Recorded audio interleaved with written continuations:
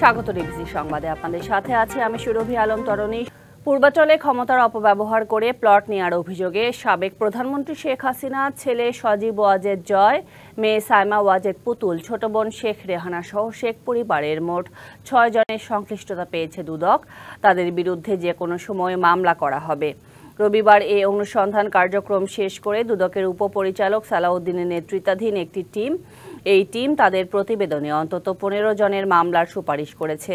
জানা গেছে, শেখ হাসিনা ও তার পরিবারের সদস্যরা প্রত্যেকে সর্বোচ্চ ১০ কাঠা আয়তনের প্লট নিয়েছেন। প্রস্তাবিত কূটনৈতিক জোনে সব প্লট একত্রে সন্নিবেশিত করার সুযোগ দেয় রাজুক। ২০২২ সালের ৩রা আগস্ট তার নামে বরাদ্দপত্র ইস্যু করে রাজুক শেখ হাসিনার বাসভবন ধানমন্ডির ৫৪ সুধা সদনের ঠিকানার বরাদ্দপত্র পাঠানো হয়। রাজনৈতিক বিবেচনায় সরকারের ১৩ এ ধারার ক্ষমতা বলে এসব প্লট বরাদ্দ দেওয়া হয়েছে বলে অনুসন্ধান প্রতিবেদনে বলা হয়েছে।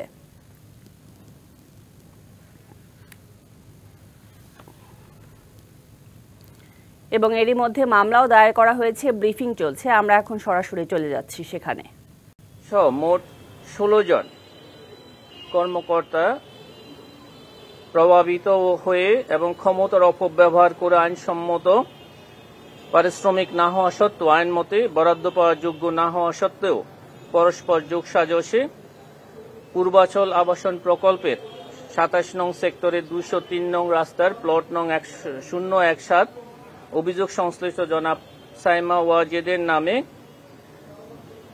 বরাদ্দ প্রদান এবং তিনি জনাব সাইমা ওয়াজেদ প্লটের বাস্তব দখল সহ রেজিস্ট্রেশন মূলে প্লট গ্রহণ করার অপরাধে দণ্ডবিধির সংশ্লিষ্ট ধারা এবং দুর্নীতি প্রতিরোধ আইন ১৯৪৭-এর ৫-২ ধারায় আজ একটি মামলা রুজু করা হয়েছে।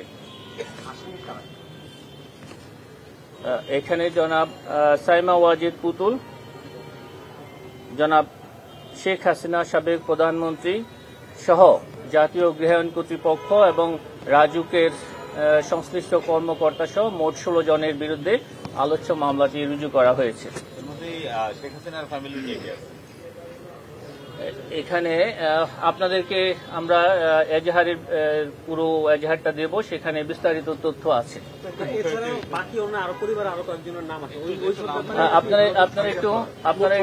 আপনারা একটু অপেক্ষা করেন, আপনারা পর্যায়ক্রমে সেগুলো জানতে পারবেন। আপনাদেরকে অনেক ধন্যবাদ। আজকে আমরা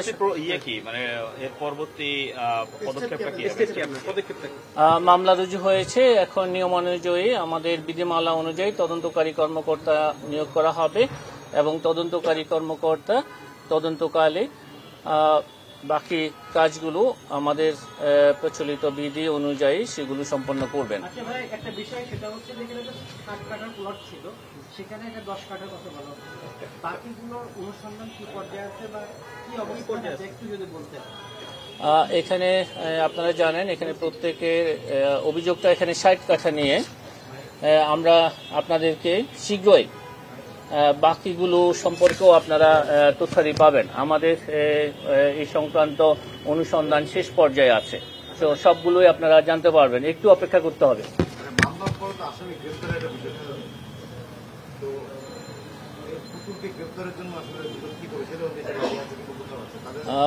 এই বিষয়ে তদন্তকারী কর্মকর্তা নিয়োগের পর এই তদন্তকারী কর্মকর্তা তিনি ঠিক করবেন ফৌজদারি আইন এবং প্রচলিত আইন অনুসরণ করে গ্রেপ্তার বা অন্যান্য কার্যক্রম সেই সব তদন্তকারী কর্মকর্তা তিনি নিজেই সেগুলো করবেন। তিনি তদন্তকালে স্বাধীন।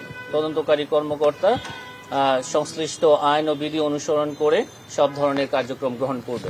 এছাড়া এদের বিরুদ্ধে আর কোনো অভিযোগ আছে কিনা? অনুসন্ধান পর্যায়ে আসামিদেরকে জিজ্ঞাসাবাদ করা হয়, তাদেরকে জিজ্ঞাসাবাদ করা হয়েছিল কিংবা প্রচেষ্টা কি ছিল, তাদেরকে বাসায় আপনার চিঠি পাঠিয়েছিলেন কিনা কিংবা জিজ্ঞাসাবাদের জন্য আনা হয়েছিল কিনা কিংবা আমাদের অনুসন্ধানকারী কর্মকর্তাগণ তাদের বক্তব্য গ্রহণের জন্য এখানে বাংলাদেশে অবস্থিত স্থায়ী এবং বর্তমান ঠিকানায় তারা প্রচলিত আইন ও বিধি অনুসরণ করে সেই কার্যক্রমগুলো সম্পন্ন করেছেন। ধন্যবাদ আপনাদেরকে। যে এখানে তো প্রধান অভিযুক্ত শেখ হাসিনা, তা উনাকে বাদ দিয়ে ওনার মেয়ে কেন? এখানে এক নম্বর বা ওনাকে আজকে ওনাকে ইয়ে করা হয়। এখানে সবাই আছেন যারা এই প্লট বরাদ্দের সাথে যে পর্যায়ের কর্মকর্তা এবং যে বেনিফিশিয়ারি যারা আছেন সকলকে এখানে অন্তর্ভুক্ত করা হয়েছে। এছাড়া তদন্তকালে যদি তদন্তকারী কর্মকর্তা মনে করেন এখানে আরো কারো সম্পৃক্ততা আছে বা আরো সম্পৃক্ততা তিনি পান, তাহলে তাদেরকেও এই মামলায় অন্তর্ভুক্ত করা হবে। আপনাদেরকে অনেক ধন্যবাদ। Thank you. ক্ষমতার অপব্যবহার করে প্লট নেওয়ার অভিযোগে শেখ হাসিনা এবং পুতুল সহ 16 জনের বিরুদ্ধে মামলা করেছে দুর্নীতি দমন কমিশন দুদক। আমরা ছিলাম সরাসরি ব্রিফিংয়ে। এদিকে বিজিবি এবং স্থানীয় বাসিন্দাদের শক্ত অবস্থানের কারণে বিএসএফ ভারত সীমান্তে কাঁটাতারের বেড়া নির্মাণ কাজ বন্ধ রাখতে বাধ্য হয়েছে। এরই মধ্যে ভারতীয় হাই কমিশনারকে তলব করে ব্যাখ্যা চেয়েছে পররাষ্ট্র মন্ত্রণালয়। পরে হাই কমিশনার প্রণয় ভার্মা বলেছেন, সীমান্তে অপরাধ দমনে বোঝাপড়ার ভিত্তিতে সমন্বিতভাবে কাজ করবে ঢাকা দিল্লি। আর সীমান্ত নিয়ে যেসব অসম চুক্তি ভারতের সঙ্গে আছে তা পুনর্বিবেচনা করা হবে বলেও জানিয়েছেন স্বরাষ্ট্র উপদেষ্টা অবসরপ্রাপ্ত লেফটেন্যান্ট জেনারেল মোহাম্মদ জাহাঙ্গীর আলম চৌধুরী। বাংলাদেশ ভারত সীমান্ত পরিস্থিতি নিয়ে রবিবার সচিবালয়ে স্বরাষ্ট্র মন্ত্রণালয়ের অধীন আইন শৃঙ্খলা বাহিনীর প্রধানদের সাথে ঘণ্টাব্যাপী বৈঠক করেন স্বরাষ্ট্র উপদেষ্টা। পরে সাংবাদিকদের জানান, আগামী মাসে বাংলাদেশ ভারতের নিরাপত্তা বৈঠকে সীমান্ত চুক্তিগুলো পর্যালোচনা করা হবে।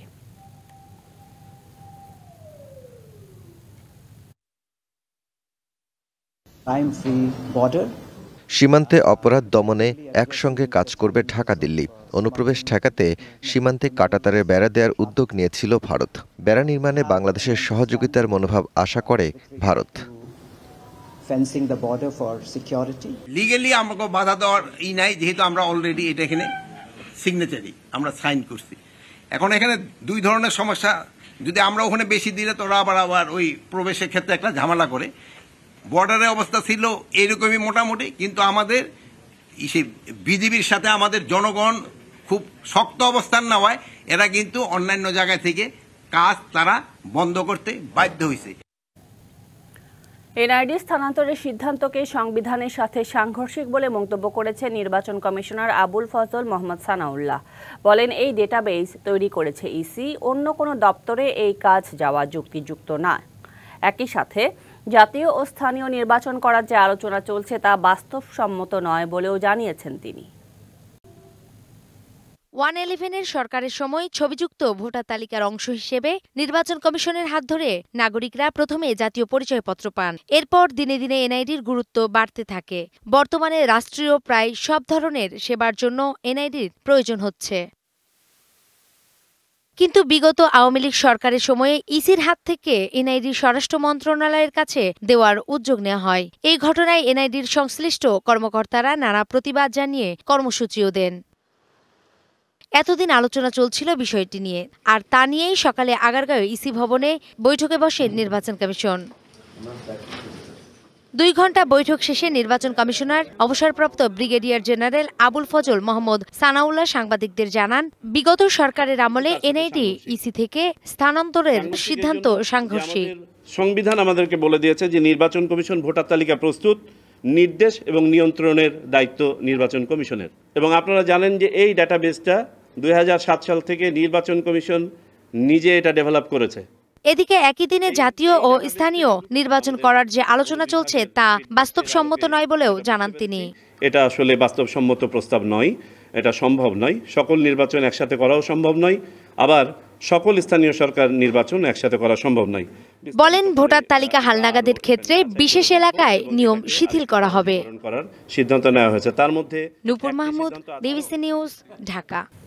বাংলাদেশে শনাক্ত হলো হিউম্যান মেটানিউমোভাইরাস HMPV আক্রান্ত রোগী। তবে এই ভাইরাসে আতঙ্কিত হওয়ার তেমন কিছু নেই বলে জানিয়েছে IEDCR। শনিবার নতুন করে একজনের দেহে ভাইরাস সংক্রমণের একটি রিপোর্ট পাওয়ার কথা জানায় IEDCR। সংস্থাটি জানায়, ওই ব্যক্তি HMPV-তে আক্রান্তের পাশাপাশি ক্লেফসিয়েলা নিউমোনিয়াতেও আক্রান্ত। আক্রান্ত রোগী রাজধানীর সংক্রামক ব্যাধি হাসপাতালে চিকিৎসাধীন। চলতি বছরের শুরুতে চীনে প্রথম এই ভাইরাসের সংক্রমণ ধরা পড়ে, এতে আতঙ্ক ছড়িয়ে পড়ে। এরপর জাপানে ভাইরাসটি শনাক্ত হয়। ভারতেও ছড়িয়ে পড়ে এই ভাইরাস। এটিকে হিউম্যান মেটানিউমোভাইরাস বা HMPV নামে চিহ্নিত করা হয়েছে। এই ভাইরাসের কারণে সাধারণত ঠান্ডা জ্বরের মতো উপসর্গ দেখা দেয়।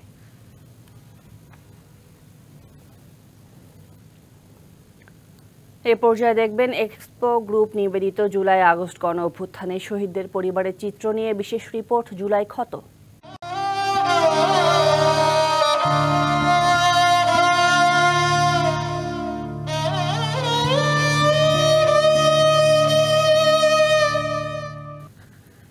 স্বপ্ন ছিল পাকা বাড়ি করে ছেলের বউ আনবেন, কিন্তু স্বপ্ন অধরাই থেকে গেল বৈষম্য বিরোধী আন্দোলনে নিহত গাইবান্ধার নাজমুলের মায়ের। বাড়িতে ছেলে ফিরেছে ঠিকই, কিন্তু নিথর দেহে। পরিবারের একমাত্র উপার্জনক্ষমকে হারিয়ে পুরো সংসার যেন ডুবেছে ঘোর অন্ধকারে। সন্তান হারানোর অসহায় মায়ের একমাত্র দাবি এই নির্মম হত্যার বিচার। ফিরবে না যেন ছেলের ছবি নিয়ে এভাবেই চোখের নোনা জলে সন্তানের জন্য মায়ের প্রতীক্ষা, বোবা কান্নায় শুধুই হাহাকার।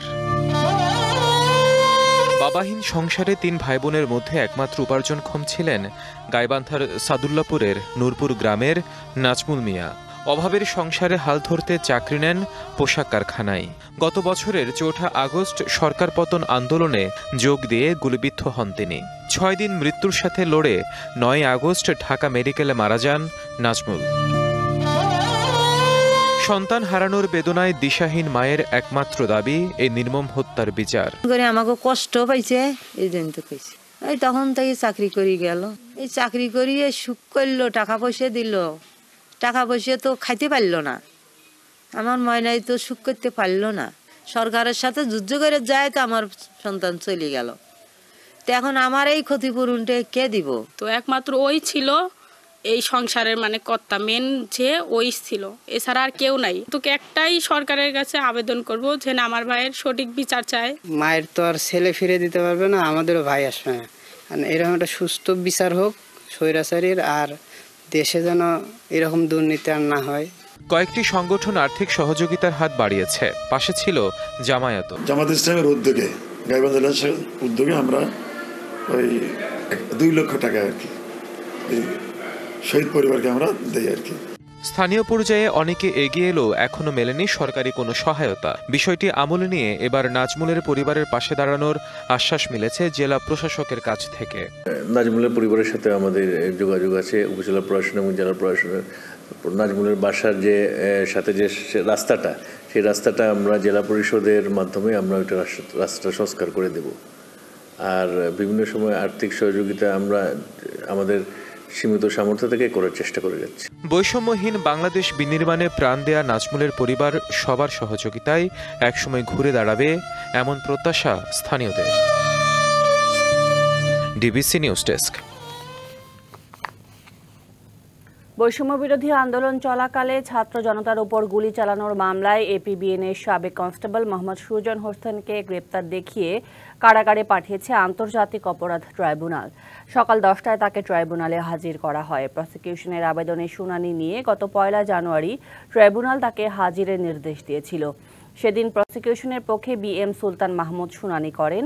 সুজন হোসেনের পক্ষে কোনো আইনজীবী ছিলেন না। মামলার এজাহার থেকে জানা যায়, গত বছরের 5 আগস্ট চাংখারপুলে বোরহান উদ্দিন কলেজের পাশে কনস্টেবল সুজন হোসেনকে কখনো দাঁড়িয়ে বা কখনো শুয়ে ছাত্র জনতার উপর গুলি করতে দেখা গেছে, যা এরই মধ্যে সামাজিক যোগাযোগ মাধ্যমে ব্যাপকভাবে ভাইরাল হয়েছে।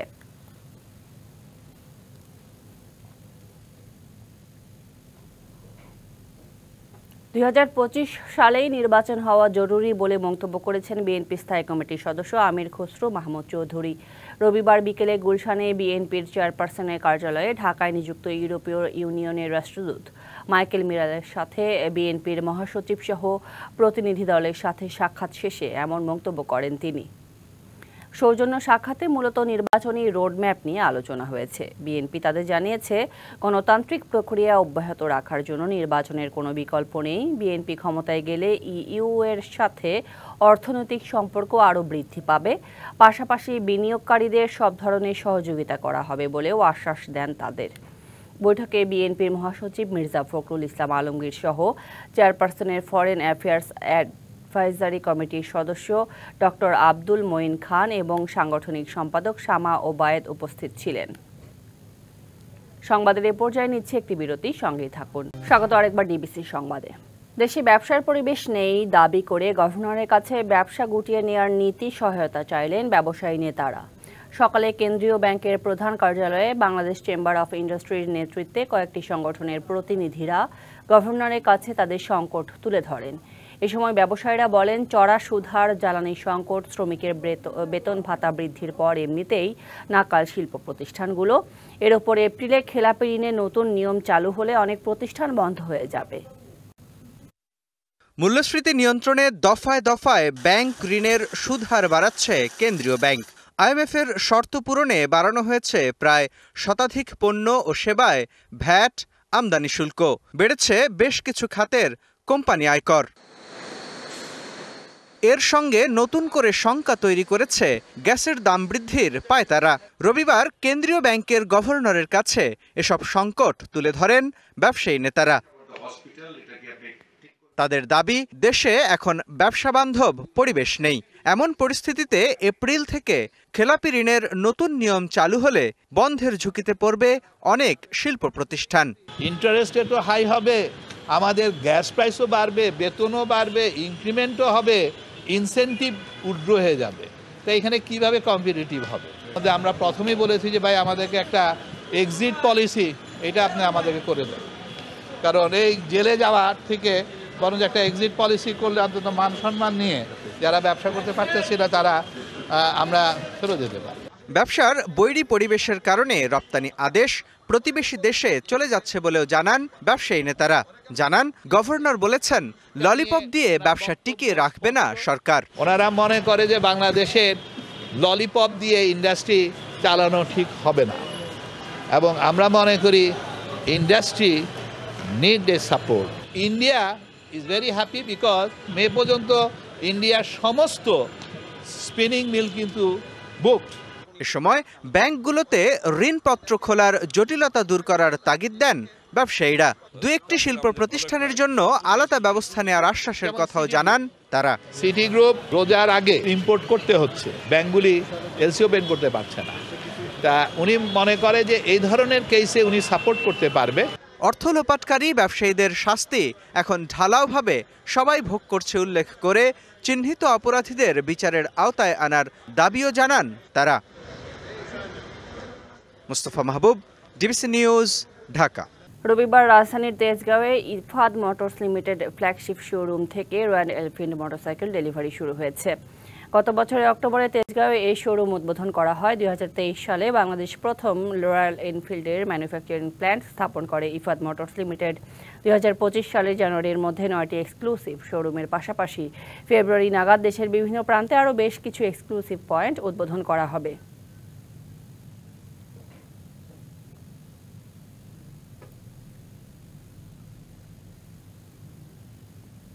সংবাদের এ পর্যায়ে নিচ্ছে আরেকটি বিরতি, সঙ্গে থাকুন। স্বাগত আরও একবার ডিবিসি সংবাদে। এ পর্যায়ে জানাবো খেলার খবর। কোনো চমক ছাড়াই চ্যাম্পিয়ন্স ট্রফির জন্য 15 সদস্যের দল ঘোষণা করল বিসিবি। অনুমেয়ভাবেই দলে নেই সাকিব ও তামিম। সত্যি হয়েছে লিটনের বাদ পড়ার গুঞ্জন। দলে একমাত্র নতুন মুখ পারভেজ ইমন অধিনায়ক হিসেবে থাকছেন নাজমুল হোসেন শান্ত। আইসিসি চ্যাম্পিয়ন্স ট্রফির দল দেওয়ার শেষ দিনে এসে টাইগারদের স্কোয়াড দিল বিসিবি। 15 সদস্যের দলে নেই তেমন কোনো চমক। যথারীতি দলের অধিনায়ক হিসেবে থাকছেন নাজমুল হোসেন শান্ত। দলে আছেন ওয়ানডে অভিষেকের অপেক্ষায় থাকা পারভেজ হোসেন ইমন। বাদ পড়েছেন লিটন দাস ও শরীফুল ইসলাম। এমডি নাজমুল হোসেন শান্ত ক্যাপ্টেন, তানজিদ হাসান তামিম, সুমায়া সরকার, Parvez Hossain Emon, Mushfiqur Rahim, MD Towhid Hridoy, Mahmudullah, MD Mehdi Hasan Miraj, Zakir Ali Yanik, MD Rishad Hussain, Nasum Ahmed, MD Tanzim Hassan Saqib, Nahid Rana, Taskin Ahmed, Mohammad Mustafizur Rahman। Tamim ইকবালের জন্য অপেক্ষা শেষ হয়েছে গেল শুক্রবার। বাকি ছিলেন সাকিব আল হাসান। বোলিং অ্যাকশন পরীক্ষায় উত্তীর্ণ হতে পারেননি তিনি, ফলে অনুমেয়ভাবেই সাকিব তামিমকে ছাড়াই দল ঘোষণা করেছে বিসিবি।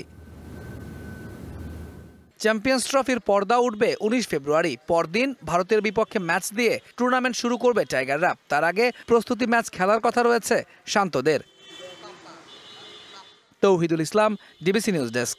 এই ছিল আমার কাছে। এরপর আন্তর্জাতিক সংবাদ নিয়ে আসবেন রিফাত তাসনুভা। নিচ্ছে আরও একটি বিরতি, সঙ্গেই থাকুন। স্বাগত ডিবিসি নিউজের আন্তর্জাতিক সংবাদে, আপনাদের সাথে আছে আমি রিফাত তাসনুভা। বিনামূল্যে ফ্ল্যাট নেয়ার অভিযোগে ব্রিটিশ মন্ত্রী টিউলিপ সিদ্দিককে ক্ষমা চাওয়ার আহ্বান জানিয়েছে বাংলাদেশের অন্তর্বর্তী সরকারের প্রধান উপদেষ্টা ডক্টর মোহাম্মদ ইউনুস। লন্ডনে টিউলিপ সিদ্দিকের সম্পত্তির উৎস তদন্ত করা উচিত, যুক্তরাজ্যের সংবাদ মাধ্যম দ্য টাইমসকে দেয়া সাক্ষাৎকারে এমন বক্তব্য করেন তিনি। এদিকে দুর্নীতির অভিযোগে টিউলিপ সিদ্দিককে বরখাস্তের আহ্বান জানিয়েছেন ব্রিটিশ পার্লামেন্টের বিরোধী দলের নেতা কেমি ব্যাডনক। দুর্নীতি, সম্পদের তথ্য গোপন ও অর্থ আত্মসাতের একের পর এক অভিযোগে ব্যাপক চাপের মুখে পড়েছেন যুক্তরাজ্যের দুর্নীতি প্রতিরোধ বিষয়ক মন্ত্রী টিউলিপ সিদ্দিক। গেল সপ্তাহে ব্রিটিশ সংবাদ মাধ্যম ফিনান্সিয়াল টাইমস জানায় টিউলিপ তার বাংলাদেশে ক্ষমতাচ্যুত খালা শেখ হাসিনার এক সহযোগীর কাছ থেকে ফ্ল্যাট উপহার পেয়েছেন, যার তথ্য তিনি গোপন রেখেছিলেন। এবার সে বিষয়ে ব্রিটেনের সংবাদ মাধ্যম দ্য সানডে টাইমসকে এক সাক্ষাৎকার দিয়েছেন বাংলাদেশের অন্তর্বর্তীকালীন সরকারের প্রধান উপদেষ্টা ডক্টর মোহাম্মদ ইউনুস। বিনামূল্যে ফ্ল্যাট নেয়ায় টিউলিপ সিদ্দিককে ক্ষমা চাওয়ার আহ্বান জানান তিনি। এ ধরনের লেনদেনকে ডাকাতি আখ্যা দিয়ে ডক্টর ইউনুস বলেন, লন্ডনে টিউলিপের সম্পদের উৎস তদন্ত করে তার অবৈধ মালিকানাধীন সম্পদ বাংলাদেশ সরকারকে ফিরিয়ে দেওয়া উচিত। এসব অভিযোগের মধ্যে এবার টিউলিপকে বরখাস্ত করতে প্রধানমন্ত্রী কিয়ার স্টারমারের প্রতি আহ্বান জানিয়েছেন দেশটির প্রধান বিরোধী দল কনজারভেটিভ পার্টির প্রধান কেমি ব্যাডনক। সামাজিক যোগাযোগ মাধ্যম এক্সে দেওয়া পোস্টে টিউলিপ সিদ্দিককে তার পদ থেকে বরখাস্ত করার দাবি জানান কেমি। এদিকে কোনো ধরনের দুর্নীতিতে জড়িত থাকার কথা অস্বীকার করেছেন টিউলিপ। ব্রিটিশ প্রধানমন্ত্রীর মিনিস্ট্রিয়াল স্ট্যান্ডার্ডসের ইন্ডিপেন্ডেন্ট অ্যাডভাইজার লরি ম্যাগনাসের কাছে নিজের বিরুদ্ধে তদন্তের আহ্বানও জানান তিনি। সানজিদা ইসলাম তন্নি, ডিবিসি নিউজ ডেস্ক। কোনোভাবেই নিয়ন্ত্রণে আসছে না যুক্তরাষ্ট্রের ক্যালিফোর্নিয়ার লস অ্যাঞ্জেলেসের দাবানল। এরই মধ্যে প্রাণহানি বেড়ে 16 হয়েছে। ইটেনে 11 জন আর প্যালেসেডসে 5 জনের মৃত্যু হয়েছে। এখনও নিখোঁজ আছেন 13 জন। আগুনে পুড়ে 7,000-এর বেশি বাড়িঘর মাটির সাথে মিশে গেছে আর ক্ষতিগ্রস্ত হয়েছে 12,000-এর বেশি। এদিকে বাতাসের গতি আরও তীব্র হওয়ার পূর্বাভাস দিয়েছে আবহাওয়া বিভাগ। যুক্তরাষ্ট্রের জাঁকজমকে মোড়ানো নগরী লস অ্যাঞ্জেলেস এখন ধ্বংসস্তূপ। প্রায় এক সপ্তাহ ধরে শহরটির বিস্তৃত অঞ্চল দাবানলের আগুনে পুড়ে মাটির সাথে মিশে গেছে। উপকূলীয় শহর মালিবুর সৈকতের 1/3 নিশ্চিহ্ন হয়েছে বলে জানান শহরটির মেয়র। দাবানল দিক পরিবর্তন করে লস অ্যাঞ্জেলেসের উত্তর পূর্বে নতুন এলাকায় ছড়াচ্ছে। ম্যান্ডেভিল নামে একটি এলাকায় অগ্রসর হচ্ছে আগুন। লস অ্যাঞ্জেলেসের পশ্চিমাংশের অভিজাত ব্রেন্টউড এলাকায় ছড়িয়ে পড়ার আশঙ্কাও করা হচ্ছে। এরই মধ্যে 1.5 লাখের বেশি বাসিন্দাকে দ্রুত সরে যাওয়ার নির্দেশনা দেওয়া হয়েছে। আরও 1,66,000 মানুষকে যে কোনো সময় বাড়ি ছাড়তে প্রস্তুত থাকার পরামর্শ দিয়েছে কর্তৃপক্ষ। একটু একটু করে মহাসড়কের দিকেও এগিয়ে যাচ্ছে আগুন। অভিজাত এলাকা প্যালিসেডসে জ্বলছে সবচেয়ে বড় দাবানলটি। সেখানে 11% পর্যন্ত আগুন নিয়ন্ত্রণ করা গেছে বলে জানিয়েছে ক্যালিফোর্নিয়ার ফায়ার সার্ভিস বিভাগ। তবে এতে 22,000 একরেরও বেশি এলাকা ভস্মীভূত হয়েছে। দ্বিতীয় বড় দাবানলটি ইটনে। এখানে 14,000-এর বেশি এলাকা পুড়ে ছাই হয়েছে। দমকল কর্মীরা এই আগুনের 15% নিয়ন্ত্রণ করেছেন। আরও 2টি সক্রিয় দাবানল কেনেথ ও হার্স্ট প্রায় নিয়ন্ত্রণে এসেছে। দাবানল নেভাতে সহায়তা করছে ক্যালিফোর্নিয়ার 7টি প্রতিবেশী অঙ্গরাজ্য এবং কানাডা ও মেক্সিকো। এছাড়া আগুনে 135 থেকে $150 বিলিয়ন ক্ষয়ক্ষতির ধারণা করা হচ্ছে। দমকল কর্মীরা বাড়ি বাড়ি গিয়ে তল্লাশি চালানো শুরু করেছেন। এতে হতাহতের সংখ্যাও আরও বাড়তে পারে বলে আশঙ্কা করা হচ্ছে। এদিকে দাবানলের সূত্রপাত কিভাবে হলো সে বিষয়ে এখনও তদন্ত চলছে। এটি নাশকতামূলক কিনা তাও খতিয়ে দেখা হচ্ছে। তবে 8 মাসেরও বেশি সময় ধরে বৃষ্টি না হওয়ায় আবহাওয়া শুষ্ক হয়ে ওঠে। সেই সাথে জোরালো বাতাসের কারণে দাবানল নিয়ন্ত্রণ করা যাচ্ছে না বলেও জানাচ্ছে ফায়ার সার্ভিস। সামিয়া জান্নাহ, ডিবিসি নিউজ ডেস্ক। ডিবিসি আন্তর্জাতিক সংবাদ এ ছিল এখনকার মতো। ডিবিসি নিউজের সংবাদগুলো পড়তে ভিজিট করুন dbcnews.tv আর ভিজিট করুন ডিবিসি নিউজের ফেসবুক পেজ এবং ইউটিউব চ্যানেলের সঙ্গে থাকুন।